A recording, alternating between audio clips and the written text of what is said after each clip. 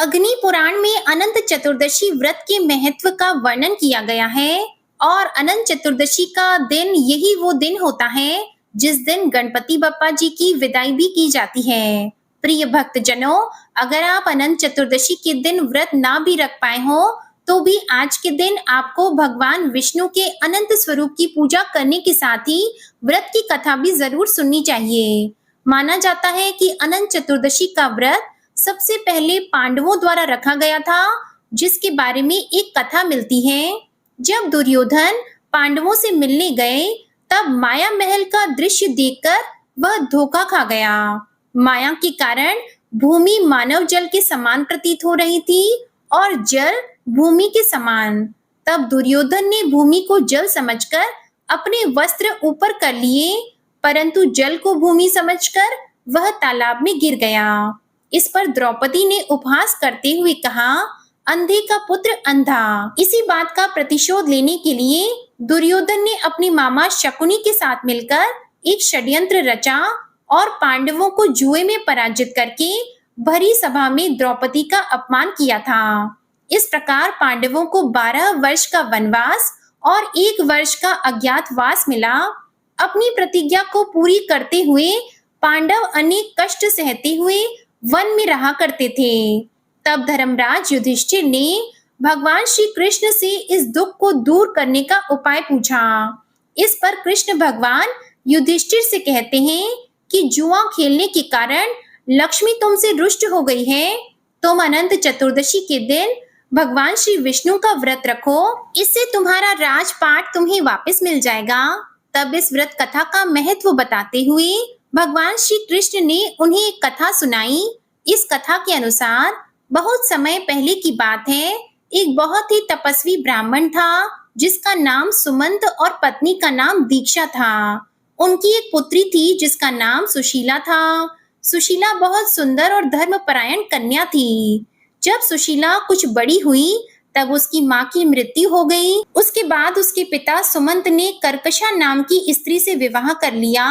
जब सुमंत ने अपनी पुत्री का विवाह ऋषि कौंडिन्य के साथ किया तब कर्कशा ने विदाई में अपनी जवाई और पुत्री को ईंट और पत्थर के टुकड़े बांध कर दिए, क्योंकि जब पुत्री का विवाह किया जाता है तब पुत्री और दामाद को विदाई में कुछ न कुछ उपहार दिया जाता है। ऋषि कौंडिन्य को ये सब बहुत बुरा लगा, किंतु उन्होंने उपहार समझकर ईंट और पत्थर के टुकड़े अपने साथ रख लिए और इस प्रकार बहुत ही दुखी मन से अपनी पत्नी को विदा कराकर चल दिए। चलते चलते शाम होने को आई। अब वे दोनों एक नदी के किनारे पहुंचे। वहां पर जाकर सुशीला ने देखा कि शाम के समय नदी के तट पर सुंदर वस्त्र धारण करके कुछ स्त्रियां किसी देवता की पूजा कर रही हैं। सुशीला ने उनके पास जाकर इस व्रत की पूजा की विधि और महात्म्य के बारे में पूछा कि वह किस देवता की पूजा कर रही हैं। तब महिलाओं ने उन्हें बताया कि वे अनंत का व्रत कर रही हैं और इस समय अनंत देवता की पूजा करके यह अनंत डोरा अपने हाथ में बांधेंगी। तब सुशीला ने भी इस व्रत को किया और पूजा करके 14 गांठों वाला डोरा हाथ में बांधकर ऋषि कौंडिन्य के पास आकर सारी बात बताई। ऋषि कौंडिन्य ने सोचा कि उनकी पत्नी उन्हें अपने वश में करने के लिए इस डोरे को लेकर आई है। ऋषि कौंडिन्य ने उस धागे को तोड़कर अग्नि में डाल दिया। ऐसा करने से अनंत देवता का अपमान हो गया, जिसके फलस्वरूप अनंत देवता क्रोधित हो गए। परिणाम स्वरूप ऋषि कौंडिन्य दुखी रहने लगे। उनकी सारी संपत्ति नष्ट हो गई और वे गरीब हो गए। एक दिन उन्होंने अपनी पत्नी से कारण पूछा। तब उनकी पत्नी ने दुख का कारण बताते हुए कहा कि आपने अनंत भगवान की डोरी को जलाया है, जिसके बाद ऋषि कौंडिन्य को अपनी इस गलती का पश्चाताप हुआ और वह अनंत के डोरे को प्राप्त करने के लिए वन में चले गए। वन में चलते चलते और भटकने के बाद एक दिन वे एक भूमि पर गिर पड़े।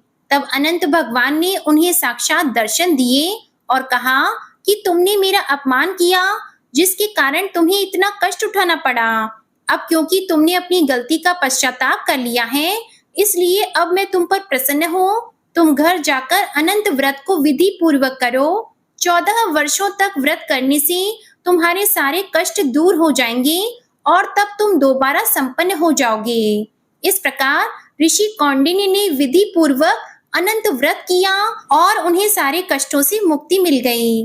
कहा जाता है कि जो भी भक्त अनंत का व्रत प्रारंभ करना चाहते हैं उन्हें फिर लगातार 14 वर्षों तक इस व्रत को करना चाहिए। कहा जाता है इस व्रत कथा को सुनने मात्र से भी अनंत गुना फल की प्राप्ति होती है। अनंत चतुर्दशी की इस कथा को सुनने मात्र से आपके सभी बिगड़े कार्य बनते चले जाएंगे और आपके घर में माँ लक्ष्मी जी का भी स्थायी निवास हो जाएगा। आज के दिन भगवान विष्णु के अनंत स्वरूप की पूजा की जाती है। इस दिन 14 गांठें लगाकर एक धागा तैयार किया जाता है जिसे अनंत कहते हैं। इसकी विशेष रूप से पूजा की जाती है और पूजा करने के बाद इसे अपने हाथ में बांध लिया जाता है। इस दिन सुबह के समय स्नान करने के बाद अपने मंदिर पर कलश की स्थापना करनी चाहिए। इसके बाद कलश में भगवान विष्णु की तस्वीर की भी स्थापना की जाती है।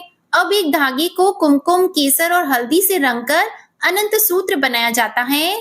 इसमें 14 गांठें लगाई जाती हैं।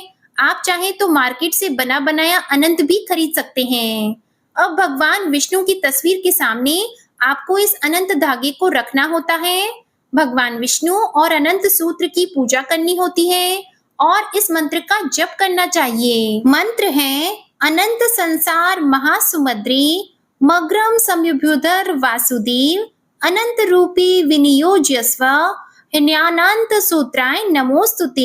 इस प्रकार अनंत धागे को अभिमंत्रित करके अनंत देव का ध्यान किया जाता है और फिर पूजा करने के बाद पुरुष अपनी दाहिनी भुजा में और स्त्री अपनी बाईं भुजा में इस अनंत धागे को बांधते हैं। कहा जाता है इस अनंत धागे को बांधने मात्र से हर प्रकार के संकटों से मुक्ति मिलती है। आपको आपके जीवन में कोई भी कष्ट परेशान नहीं करते, आपके सभी कार्य बनते चले जाते हैं। अगर आज के दिन आप इस अनंत धागे को अपनी पूजा में बांधना चाहते हैं तो आज के दिन आपको व्रत भी रखना चाहिए। इस व्रत में एक समय ही भोजन किया जाता है और भोजन भी बिना नमक का करना चाहिए। अगर आप आज के दिन निराहार और निर्जल रहकर अनंत व्रत करते हैं तो बहुत उत्तम है। सबसे पहले आज के दिन आपको भगवान गणेश जी की पूजा करनी चाहिए। इसके बाद ही अनंत देवता की पूजा करनी चाहिए। हिंदू धर्म में किसी भी मांगलिक कार्य में रक्षा सूत्र बांधने की परंपरा है और अनंत चतुर्दशी के दिन भगवान विष्णु के रक्षा स्वरूप का पूजन किया जाता है। 14 गांठों वाला रक्षा सूत्र बांधा जाता है जिसमें हल्दी और रोली लगाकर रक्षा सूत्र को पुरुष अपने दाएं हाथ में और स्त्रियां अपने बाएं हाथ में पहनती हैं। हल्दी व्यक्ति के गुरु ग्रह को शुद्ध करता है। गुरु ग्रह के शुद्ध होने पर और बलवान होने से व्यक्ति में विवेक और ज्ञान का विकास होता है। रोली के प्रयोग से व्यक्ति में उमंग, उत्साह, आत्मविश्वास, शक्ति और सकारात्मक ऊर्जा का प्रवाह होता है। आज के दिन बंधे जाने वाले 14 गांठों वाले अनंत सूत्र को 14 लोकों को यानी कि भूरलोक, भुवरलोक, स्वर्गलोक, महरलोक, जनलोक, तपोलोक, सत्यलोक, अतल, वितल, सुतल, तलातल, रसातल, महातल और पाताल लोक का प्रतीक माना गया है। इसकी हर गांठ प्रत्येक लोक का प्रतिनिधित्व करती है। रेशम की डोर से बना हुआ यह सूत्र भक्तों की रक्षा कवच होता है। इसे बांधने के बाद भय से मुक्ति मिलती है। मान्यता है कि पूरे 14 साल तक सभी नियम से पूजा पाठ करके 14 गांठ वाला अनंत सूत्र जो भी व्यक्ति बांधता है उस पर भगवान श्री विष्णु जी की कृपा बरसती है और अंत में उसे बैकुंठ लोक की भी प्राप्ति होती है। जय श्री हरि विष्णु जी। यदि आज की वीडियो आपको पसंद आई हो, ये जानकारी आपको अच्छी लगी हो तो प्लीज वीडियो को लाइक करके हमारे चैनल को सब्सक्राइब जरूर कीजिएगा। साथ ही आप हमारे चैनल पर भादो पूर्णिमा की कथा और श्री सत्यनारायण भगवान की व्रत कथा भी जरूर सुनिएगा।